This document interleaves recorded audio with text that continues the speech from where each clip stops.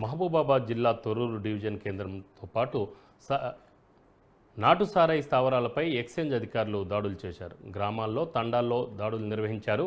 24 మందిపై case నమోదు చేసిన excise శాఖ 14 మందిని అదుపులోకి తీసుకున్నారు.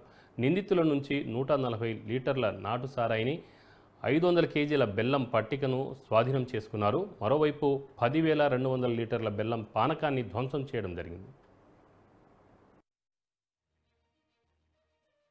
విస్తృతంగా దాడులు నిర్వహించి అక్రమంగా తయారు చేస్తున్నటువంటి నాటు సారాను అరికట్టాల్సిన అవసరం ఉందని చెప్పడంతో మేమంతా కూడా ఈరోజు మొత్తం వరంగల్ డివిజన్లోని ఒక 8 టీంలను మొబిలైజ్ చేసి ఈ తొర్రూరు స్టేషన్ పరిధిలో గుడుంబా స్థావరాలపై ఎక్కడైతే మనకు హాట్స్పాట్స్గా గుడుంబా ఉంటుందో ఆ స్థానాలను గుర్తించి అక్కడ విస్తృతంగా దాడులు చేయడం జరిగింది.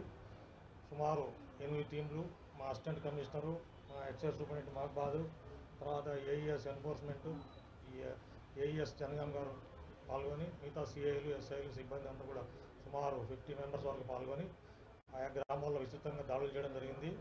ఈ దాడుల్లో ఇప్పటివరకు మేము 24 కేసులు నమోదు చేయడం జరిగింది. 14 మందిని అరెస్ట్ చేయడం జరిగింది.